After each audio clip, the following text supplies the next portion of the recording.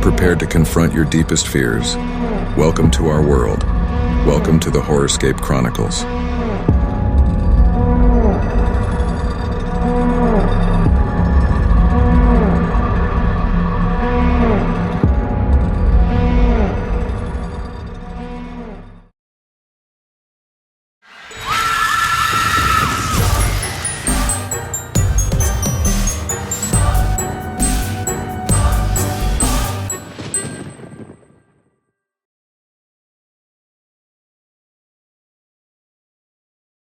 पाटन नेपाल का एक ऐतिहासिक शहर अपनी पुरानी इमारतों और मंदिरों के लिए प्रसिद्ध है।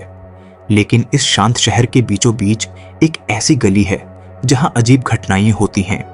लोग इसे भूतिया गली कहते हैं। रात में यहां से गुजरने वाले कई लोग या तो गायब हो चुके हैं या उन्होंने ऐसी चीजें देखी हैं जिन पर यकीन करना मुश्किल है। रहस्यमयी शुरुआत। अमृत और उसकी दोस्ता माया को ऐसी कहानियों में बहुत दिलचस्पी थी। दोनों पाटन विश्वविद्यालय के छात्र थे और उन्हें किसी जगह की डरावनी कहानियों की सच्चाई जानना पसंद था। एक दिन उन्होंने भूतिया गली के बारे में सुना। गांव वाले कहते थे कि रात में वहां एक लाल साड़ी में एक औरत दिखाई देती है जो हर आने जाने वाले को अपने पीछे बुलाती है। जो उसकी आवाज का पीछा करता है वह कभी वापस नहीं लौटता। माया और अमृत ने इस गली की सच्चाई जानने का फैसला किया। उन्होंने गांव वालों की चेतावनियों को नजरअंदाज किया और तय किया कि वे आधी रात को वहां जाएंगे।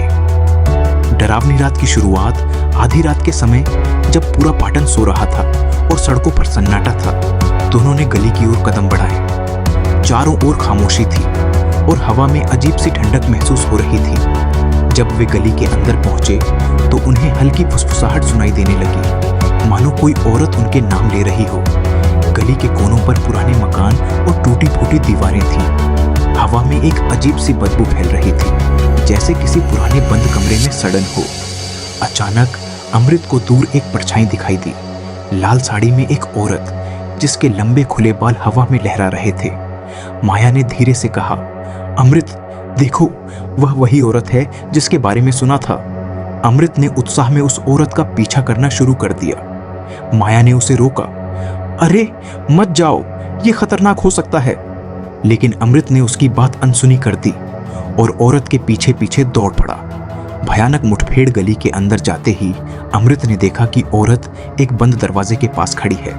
उसकी पीठ अमृत की ओर थी। अमृत ने पास जाकर कहा, तुम कौन हो?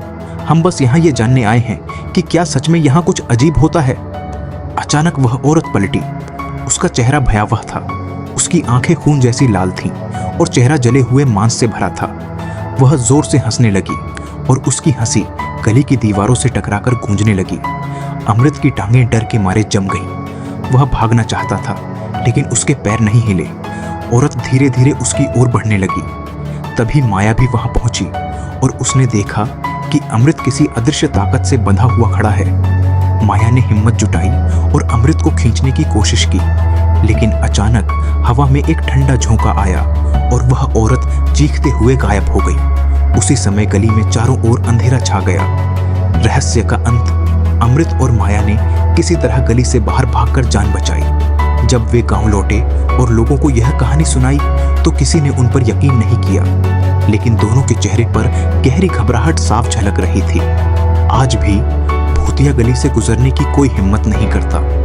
कहते हैं कि रात के समय वहां लाल साड़ी में वही औरत दिखाई देती है जो अपनी शिकार ढूंढने के इंतजार में होती है। जो उसकी आवाज का पीछा करता है वह फिर कभी वापस नहीं लौटता। क्या तुम इस गली से होकर गुजरने की हिम्मत करोगे?